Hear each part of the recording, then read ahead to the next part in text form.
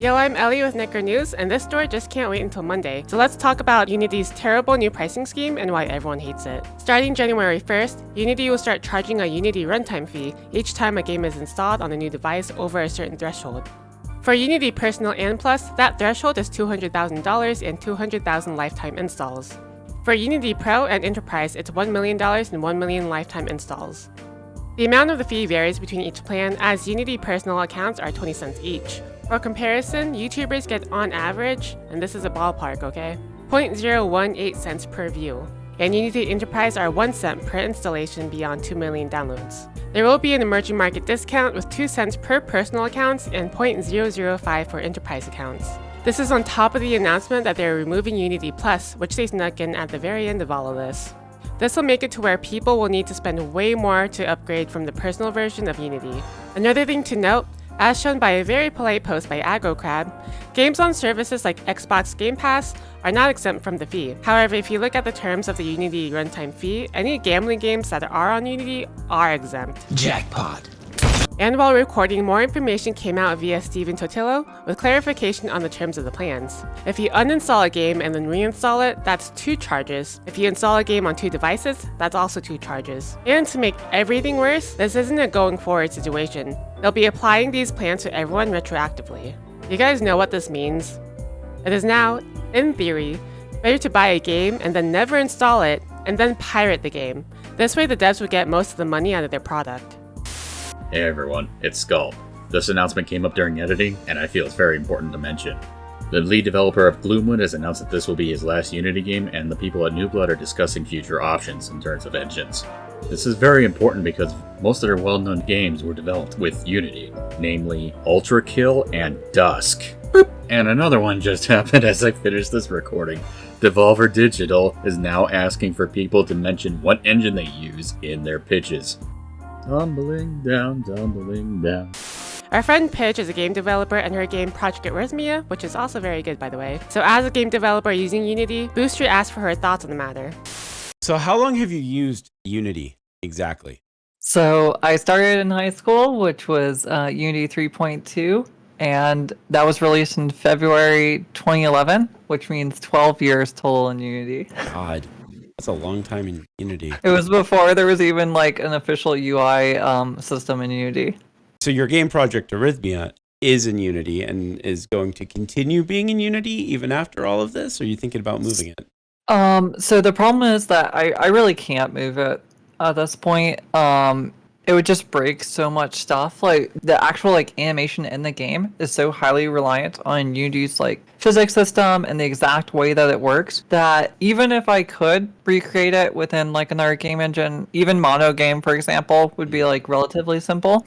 The problem is that it would still break like a bunch of the old levels. Yes, I could do it, but it would be an entirely different game at that point. Yeah, fair enough. Yeah, I've seen a couple of people like AgroCrab who just released a statement about this.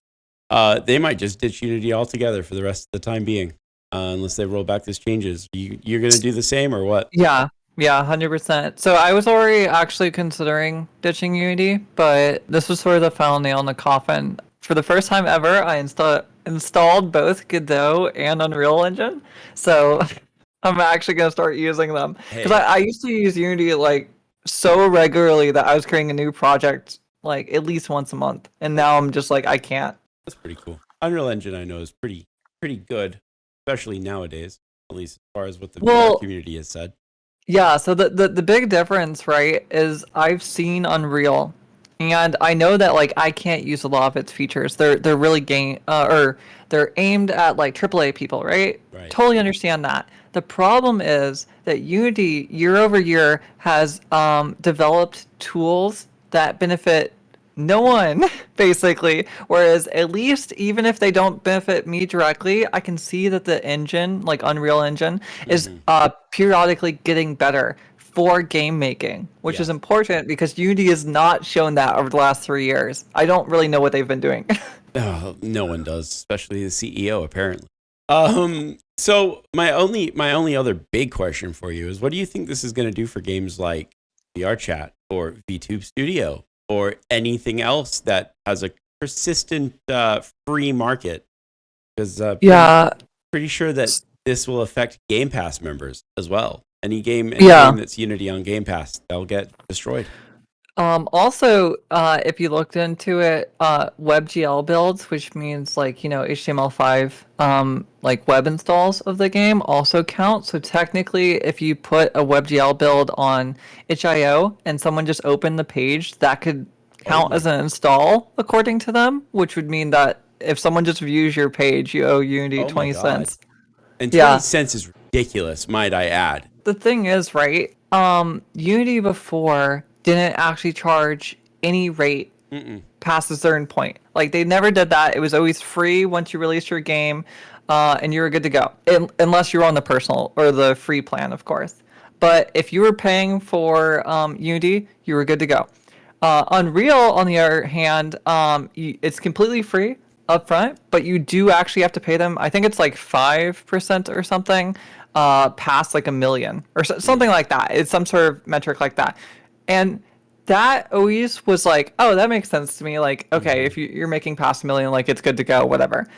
Because it's directly tied to the revenue you're making, so you can account for that. Whereas the Unity thing, the issue is it's completely disconnected from your revenue. So, for example, if you had like a massively successful game like Genshin Impact. Well, yeah, Genshin Impact would be a good example, actually, because it's mostly free. What happens if you get like 10 million installs and your whales cover, your whales cover 1%? Well, that's not going to be enough. That's not 5%. That's not 10%. That's like 30% of your income. Like, that's a huge, huge number. And so the problem is that it becomes like unreliable because it's no longer tied with your actual income, and so it becomes like hectic and chaotic, and you can't account for it. So that's the problem, right? Like that they switched to this kind of monetization. I think most people would have been sad, but been like, okay, yeah, you're doing the same thing as Unreal. We understand, whatever. But that's not what they did. No. They chose like the absolute insane option. Yeah, scorched earth over here. Man, yeah, I don't know what even to think about it anymore, to be honest. Especially since it's retroactive. They did clarify that kind of. So if a game is released, it is retroactive. But in terms of counting the actual plays and like installs and stuff, before 2024, it's not retroactive, which doesn't make it any better, but they did clarify it. At least it's not like that as well. Because then like the Crab game developer was estimating he would owe Unity like $5 million. Yeah, which would be so it's going forward, they're gonna start counting.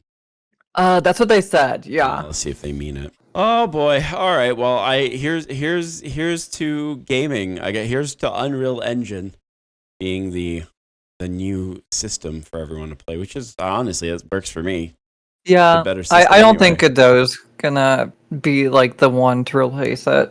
Are you okay with this? And what games in Unity have you guys already enjoyed? Anyway, thank you guys so much for watching. Like and sub to us if you want to keep up to date on the hottest gaming news.